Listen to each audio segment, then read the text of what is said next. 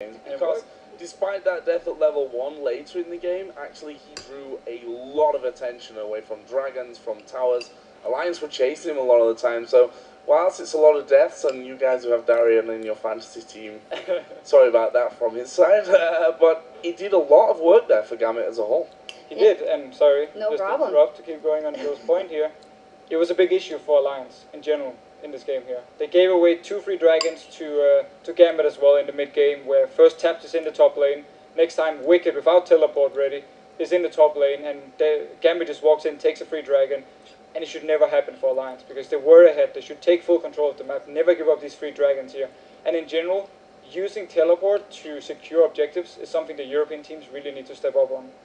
Yeah, those were all factors that made that Alliance couldn't run away with the game as quickly as they did versus Fnatic. And as you mentioned, they were chasing kills where they shouldn't have, which made Gambit being able to push down the mid lane, for instance, with that cheeky Baron ward.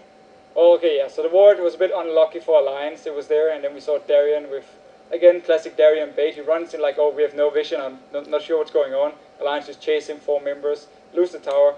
And it was, honestly, a little bit of a solo queue game. Both teams just ran around, kept fighting random places, kept chasing each other for kills. Gambit took advantage of it to get objectives. Alliance then, when it came to big team fights, they were actually stronger.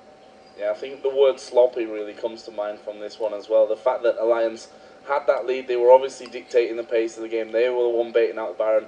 They were chasing here and there, losing those couple of objectives. Definitely something to work on from Alliance's side. Yeah, but on the other side, once they got going, when they had a team fight that they could fight to their backs, they had a great comp to team fight, and we actually have a replay. We're going to put that up on your screen right now, because that Shyvana, that is scary. Well, the Shyvana and also the Twitch.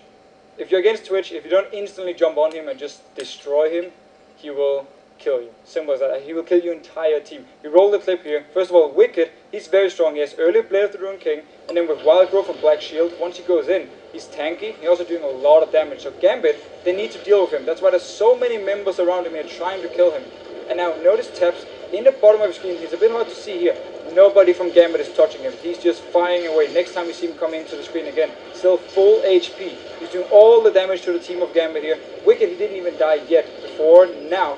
And Taps, 100% HP, killing everyone. So Wicked and Taps combined here, the fact that Gambit didn't have enough damage, and also they didn't play the team fights correctly. They should have invested everything onto killing Taps instantly. Need to knock him up. When the Black Shield is on Wicked, he jumps towards you. That's why you need to turn on Taps and say, you don't have a Black Shield now. We need to knock you up with either the ulti from Edward or just Nick hitting his own knock up and then just go straight for him and kill him.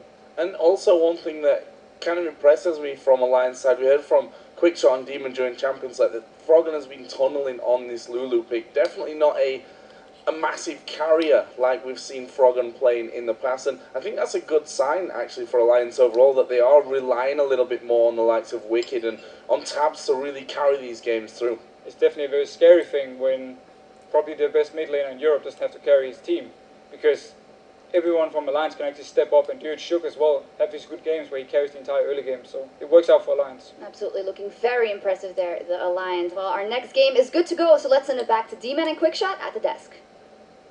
Thank you very much, Shocks. Up next is indeed Fnatic facing off against the Copenhagen Wolves. And during the spring split, these teams ended up tied at 2-2, despite Fnatic finishing second and winning the playoffs. However, Fnatic have started this Super Week in a terrible fashion, losing both of their opening matches against Alliance and SK Gaming. So in terms of those losses, Fnatic lost after pulling very far ahead of SK Gaming, but due to individual misplays, they lost